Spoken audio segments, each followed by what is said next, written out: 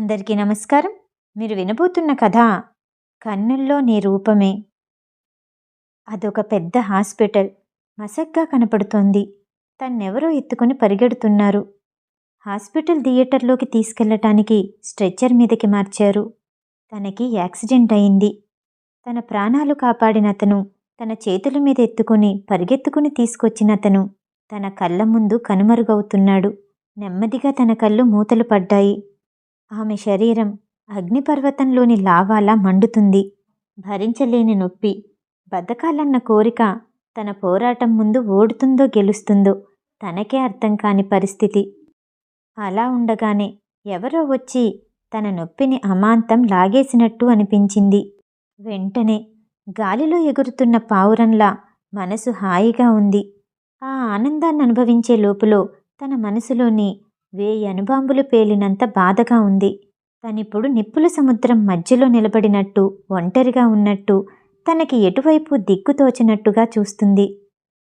Hello madam, ఇక్కడ వాతావరణం చాలా చలిగా ఉంది. లేవండి. ఇంకాసేపు ఇక్కడే ఉన్నారంటే కోల్డ్ చేయటమే కాదు, బిగుసుకుపోతారు కూడా అంటూ తన భుజాన్ని ఎవరో తట్టేసరికి నెమ్మదిగా కళ్ళు తెరిచింది మేఘన. తన కళ్ళెదురుగా నర్సు నిల్చొనుంది. నిద్ర లేవమంటూ కుదుపుతోంది. ఎదురుగా ఉన్న నర్సుని చూడగానే విసుగ్గా అనిపించింది. ఆమె చిన్న మొహం అవమానంతో ఎర్రబడింది. మేఘన ఎందుకు చిరాకు పడుతుందో, ఎందుకు బాధపడుతుందో అక్కడున్న నర్సుకి అర్థం కాలేదు. మేఘన ఇందాక నిద్రలో అనుభవించిన బాధంతా తన జీవితంలో చాలా ఏళ్ల క్రితం జరిగిన సంఘటన. ప్రతి రాత్రి తన కల్లో మెరుపులా మెరుస్తూనే ఉంటుంది. తన్ని వెంటాడుతూనే ఉంటుంది. తను తాగే జ్యూసులో మత్తుమందు కలపటం, వరుణ్ తన్ని మోసం చేయటం తరచుగా తన కలలో కనిపించే సంఘటన. అసలు ఆ రాత్రి ఏం జరిగిందో తనకి గుర్తులేదు. తన కుటుంబ సభ్యుల్ని ఎలా ఎదుర్కోవాలో తెలీదు. మేఘనాకి మెలకువ రావటంతో నర్స్ తన చేతిలో ఉన్న కాగితాన్ని తనకు అందించింది. మేడం, మీరు మీ ప్రెగ్నెన్సీ రిపోర్ట్ ఇక్కడే మర్చిపోయారు. డాక్టర్ కనుక చూసుంటే నెక్స్ట్ వీక్ ఖచ్చితంగా రమ్మనేవారు. మేఘన చిన్నగా నవ్వి తన ప్రెగ్నెన్సీ రిపోర్ట్ తీసుకుని తన హ్యాండ్ బ్యాగ్లో జాగ్రత్తగా పెట్టుకుంది. వరుణ్ విదేశాల్లో చదువుకుంటున్నాడు. ఈరోజు రాత్రి తిరిగొస్తాడు. తన్ని కలవటం గురించి ఆలోచిస్తోంది. కాస్త కంగారు పడుతోంది మేఘన. వరుణ్ తన్నెలాగైనా పెళ్లి చేసుకుంటాడు. ఆ నమ్మకంతోనే విదేశానికి వెళ్లిన వరుణ్ణి ఇబ్బంది పెట్టకూడదు అని తన 7 నెలల ప్రెగ్నెన్సీ గురించి చెప్పలేదు. అనుకున్నట్టుగానే ఆ రాత్రి వరుణ్ వచ్చాడు. మేఘన ప్రెగ్నెంట్ అని తెలియగానే ఆశ్చర్యపోయాడు. అనుకోకుండా వచ్చిన ఈ ప్రెగ్నెన్సీ గురించి వరుణ్ సంతోషంగా లేడని మేఘనాకి అర్థమైంది. అయితే మొదటి బిడ్డ విషయంలో ఏ భర్త అయినా అయిష్టంగానే ఉంటాడని డాక్టర్ చెప్పిన మాటలు గుర్తొచ్చాయి. కానీ పెళ్లి గురించి వరుణ్తో మాట్లాడలేకపోయింది మేఘన. హాస్పిటల్ నుండి బయటకొచ్చేసరికి ఆకాశం నిర్మలంగానే ఉన్న సూర్యుడి కిరణాల తీవ్రత భయంకరంగా ఉంది. మేఘన టాక్సీని పిలవబోతుండగా ఎరుపు రంగు స్పోర్ట్స్ కార్ ఆమె మీదకి ఒక్కసారిగా దూసుకొచ్చింది. ఒక్కడుగు వెనక్కి వేసి వేగంగా కొట్టుకుంటున్న తన గుండెని అరచేత్తో అదుముకుంది. మేఘన చాలా భయపడిపోయింది. తన గుండె ఒక నిమిషం ఆగి కొట్టుకున్నట్టనిపించింది. ఆ కారులో నుంచి తన చెల్లి భూమి పొగరుగా దిగింది.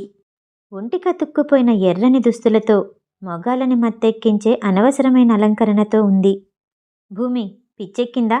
ఎటువైపు చూసి డ్రైవ్ చేస్తున్నావు? కొంతలో తప్పింది ప్రమాదం. భూమి హై హీల్స్తో సౌండ్ చేస్తూ నడుచుకుంటూ వచ్చి మేఘన ఎదురుగుండా నిలబడి ఎత్తుగా పెరిగిన తన పొట్టని చూస్తూ ఉంది. ఏంటి, నీ కడుపులో పెరుగుతున్న ఆ స్టూపిడ్ని కారుతో గుద్ది చంపేస్తాననుకున్నావా? భూమి అంది. ఆ మాట వినగానే మేఘన ఒక్కసారిగా తన పొట్టని చేత్తో పట్టుకొని ఒక అడుగు వెనక్కి వేసింది. ఏం మాట్లాడుతున్నావో అర్థమవుతుందా భూమి? నీ లిమిట్స్ నువ్వు క్రాస్ అవుతున్నావు. మాట్లాడేటప్పుడు, చేసేటప్పుడు కాస్త ఒళ్ళు దగ్గరుంచుకొని మాట్లాడు. మేఘనాకి తెలుసు, భూమి ఎప్పుడూ తన్ని కించపరచాలని, లేదంటే తన్ని ఓడించాలని, అందరి ముందు అవమానపరచాలని ఎప్పుడూ చూస్తుంది. మేఘన వాళ్ళ నాన్న రెండో భార్యకి పుట్టిన కూతురు భూమి.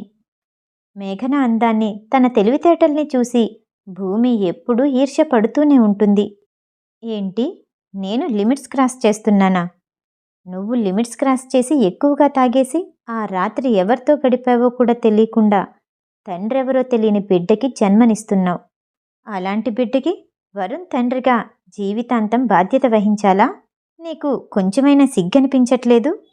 భూమి చెప్పిన మాటలు వినగానే మేఘనాకి భూమి చెప్పిన మాట వినగానే మేఘనాకి తన తల్లో భూగోళం బద్దలయ్యి పాతాళంలో తను పడిపోయినట్టుగా అనిపించింది.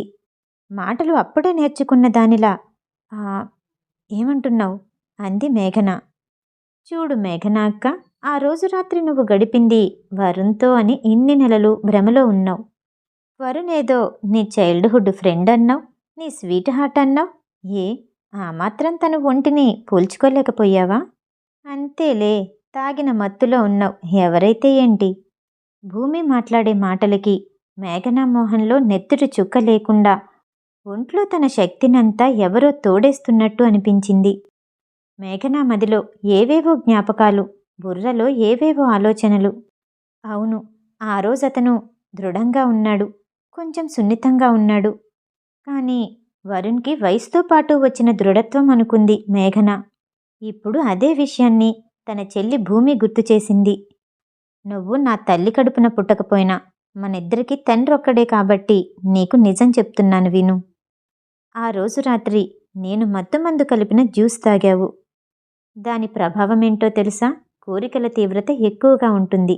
నీకు అందమైన 2 మగవాళ్ళని చూపించాను. అంత మత్తులో ఉన్నా సరే నువ్వు వాళ్ళని దగ్గరికి కూడా రానివ్వలేదు.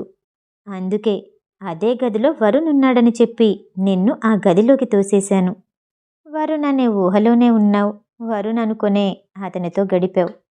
ఇప్పుడు అతనే నీ బిడ్డకి తండ్రనుకుని 7 నెలలుగా మోస్తున్నావు. ఈ విషయం నాకే కాదు, బావ వరుణ్కి కూడా తెలుసు. కానీ వాడు చాలా మంచోడు కదా. ఈ విషయం నీకు చెప్తే నువ్వెక్కడ చచ్చిపోతావోనని చెప్పనివ్వలేదు. భూమి నోటి నుంచి వచ్చే ఈ మాటలకి మేఘనా తల తిరిగిపోయినట్టు అయింది. భూమి భుజాల మీద చేతులు వేసి గట్టిగా ఊపుతూ, నాతో ఎందుకిలా చేశావు? ఎందుకిలా ప్రవర్తించావు? నేను నీకేం అన్యాయం చేశాను? నా జీవితం మొత్తం నాశనం చేసే అధికారం నీకెవరిచ్చారు? అంటూ గట్టిగా అరిచింది మేఘన. భూమి విసుగ్గా నిర్లక్ష్యంగా చూసింది. మేఘనాని పక్కకి తోసేబోయింది. అప్పుడే మేఘన వెనకాల వస్తున్న వరుణ్ణి చూసింది. వెంటనే మేఘనా గొంతులో మార్ధవం పలికింది. అక్క, నన్ను క్షమించక్కా, ఇది నా తప్పే. కావాలంటే నన్ను కొట్టు తిట్టు, కానీ తమ్ముడు పార్థుని మాత్రం నిందించకు అంటూ ఎంతో ఆవేదన పలికించింది భూమి తన గొంతులో. మేఘన ఏమీ అర్థం కానట్టు చూస్తూ నిలబడిపోయింది. భూమి మేఘన తోసినట్టుగా తనకి తనే వెంటనే కింద పడిపోయింది. మేఘనా, ఏం చేస్తున్నావు? అంటూ వచ్చాడు వరుణ్. గబగబా వెళ్ళి భూమిని దగ్గరికి తీసుకున్నాడు. అమాయకమైన చూపులు చూస్తూ వరుణ్ అతుక్కుపోయింది భూమి. బావా, ఇదంతా నా తప్పే, నన్ను క్షమించు, నన్నేమీ అనొద్దు. అక్క మీద నేను చేసింది అన్యాయమే. స్టాప్ ఇట్ భూమి, నిన్ను నువ్వు నిందించుకున్నది చాలు. ఏం జరిగిందో అదైపోయింది. ఇప్పుడు ఎక్కువగా దాని గురించి ఆలోచించడం అనవసరం. వరుణ్ భూమి భుజం మీద తట్టి ఓదారుస్తూ తన్ని చిన్నగా లేపి కారులో కూర్చోపెట్టాడు. మేఘనాకి మైండ్ అంతా బ్లాంక్ అయిపోయింది. పగలే అర్ధరాత్రిలా అనిపించింది. ఎంతగానో నమ్మిన వరుణ్ భూమి వైపు మాట్లాడడం, భూమిని తీసుకెళ్లడం తనకు చాలా వింతగా అనిపించింది. ఇద్దరూ కలిసి తన్ని మోసం చేశారు అనిపించింది మేఘనాకి. భూమిని కారులో కూర్చోపెట్టి వరుణ్ వెనక్కి తిరిగొచ్చి మేఘనాతో చివరిసారిగా మాట్లాడాడు. చూడు మేఘనా, నీతో పెళ్లి గురించి చాలా ఊహించుకున్నాను. మనం చిన్నప్పటి నుంచి కలిసున్నాం. ఎప్పుడెప్పుడు కలుస్తామా అని ఎన్నోసార్లు ఆరాటపడ్డాం. స్టడీస్ కోసం అబ్రాడ్ వెళ్ళినప్పుడు కూడా నిన్నెప్పుడు కలుస్తానా అని రోజులు లెక్క పెట్టుకుంటూ గడిపేవాడిని. భూమి తన చిన్నతనంతో నీ మీద ఇలాంటి ప్రయత్నం చేసినప్పుడు తన్ని చంపేయాలన్నంత కోపం వచ్చింది. కానీ నువ్వు ప్రెగ్నెంట్ అని తెలిసేసరికి నేను పడిన బాధ ఎవరికీ చెప్పలేను. కానీ భూమి తెలియక చేశానని క్షమించమని ఎంతో వేడుకుంది. తన కల్మషం లేని మనసుని నేను క్షమించాను. అందుకే ఆ రాత్రి నీతో ఉన్నది నేనే అని చెప్పమన్నాను. ఇప్పుడు నీకు నిజం తెలిసిపోయింది. ఇందులో దాపరికాలు లేవు. నేను నిన్ను ఇంక పెళ్లి చేసుకోలేను. ఇది నువ్వు ఆ రాత్రి తెలియక ఎవరితోనూ గడిపిన దాని గురించో నీ బిడ్డ గురించో కాదు. భూమిని వదులుకోకూడదనుకుంటున్నాను. భూమితో కలిసి బతకాలనుకుంటున్నాను. అంటే భూమి నా మీద మత్తుమందు ప్రయోగం చేసిందని నీకు ముందే తెలుసా? తన్ని రక్షించడం కోసమే ఆ గదిలో ఉన్నది నువ్వే అని నా కుటుంబానికి మొత్తం చెప్పావా? అంటూ కష్టంగా నోరు తెరిచి పదాలు పలుకుతోంది మేఘన. తన శరీరం నుండి ఆత్మ వేరైపోయి ప్రశాంతంగా ఉన్న వరుణ్ణి బాధగా కోపంగా చూస్తున్నట్టు ఉంది. అరే మేఘన, భూమి చాలా చిన్నది. తను ఏది కావాలని చేయలేదు, అనుకోకుండా జరిగిపోయింది. అయితే అయితే నా పరిస్థితేంటి? నా గురించి ఒక్కసారైనా ఆలోచించావా? నేను ఏమైపోతాను? ఎక్కడికెళ్ళి ఎలా బతుకుతాను? దీని గురించి కొంచెమైనా నువ్వు అనుకోనేలేదు కదూ? అంటూ నిరాశ నిండిన గొంతుతో తలెత్తి వరుణ్ను చూస్తూ అడిగింది మేఘన. వరుణ్ ఏమీ మాట్లాడలేకపోయాడు. కాసేపైన తరువాత, మేఘన, ఇక్కడ బాగా ఎండగా ఉంది. నీ హెల్త్ కండిషన్ కూడా బాలేదు. ఫస్ట్ మనం ఇంటికి వెళ్దాం పదా. అక్కడికెళ్ళాక ఏం చెయ్యాలి అన్నది ఆలోచిద్దాం అంటూ తన చేతిని పట్టుకున్నాడు. మేఘన ఒక్కసారిగా వరుణ్ చేతిని విసిరుగొట్టింది. మీకు నా జీవితం ఒక సరదా అయిపోయింది. ఇంటికెళ్ళి ప్రశాంతంగా మాట్లాడుకునేంత జోక్గా ఉంది అంటూ గట్టిగా నవ్వింది. వరుణ్తో కలిసి అదే సిటీలో ఉండడానికి మేఘన చదువులో తన శక్తినంతా పెట్టింది. ఆ సిటీలో ఉన్న యూనివర్సిటీలో మంచి ర్యాంకు కూడా తెచ్చుకుంది. మేఘనాకి యాక్టింగ్ అంటే చాలా ఇష్టం. అది తన కళ. వరుణ్ కోసం దాన్ని కూడా విడిచిపెట్టాలనుకుంది. కానీ చివరిగా ప్రతిఫలంగా తనందుకున్నదేంటి? భూమిని పెళ్లి చేసుకోవాలనుకుంటున్నాను అని. భూమిని నిరాశపరచటం నాకిష్టం లేదని. భూమి నా గుర్తింపునే కాదు, నా కన్న తల్లిదండ్రుల్ని కూడా దూరం చేసింది. ఇప్పుడు నేను ఎంతో ఇష్టపడ్డా, నావాడు అనుకున్న నా వరుణ్ణి కూడా తీసేసుకుంది. దానికి తనేమంటున్నాడు? భూమి చాలా చిన్నది, తప్పు చేసింది, క్షమించమంటున్నాడు. తను క్షమించానంటున్నాడు. మరైతే నా జీవితానికి బాధ్యతెవరు? నేను కనే బిడ్డకి బాధ్యులెవరు? ఆ రాత్రి తనతో గడిపిందెవరో మేఘనాకి ఇప్పటికీ తెలీదు. మేఘన తన చేతుల్ని మొహానికి అడ్డు పెట్టుకుని కుమిలి కుమిలి ఏడ్చింది. తీవ్రమైన నిరాశ నిస్పృహతో రోడ్డు వైపు నడవటం మొదలెట్టింది. అలా ఆలోచించకుండా వెళ్ళటాన్ని వరుణ్ చూశాడు. కానీ భూమి వెళ్ళనివ్వలేదు. వరుణ్ చేతిని పట్టుకొని నన్ను విడిచి వెళ్ళొద్దు అన్నట్టు చూసింది భూమి. వరుణ్ వెళ్ళే మేఘనని ఆపటానికి తటపటాయించాడు.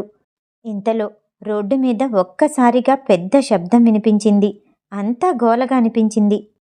వరుణ్ తల తిప్పి చూసేసరికి మేఘన బలంగా గాలిలో లెగిసి భూమిని తాకింది. హెల్ప్ చేయండి, హెల్ప్ చేయండి, ప్రెగ్నెంట్ అమ్మాయికి యాక్సిడెంట్ అయింది అన్న మాటలు వినిపించాయి. మిగతా కథ తరువాయి భాగంలో. ఈ కథ వినటం మీకు నచ్చినట్టయితే లైక్ చేసి సబ్స్క్రైబ్ చేయండి. మళ్ళీ రేపు కలుద్దాం. నమస్తే.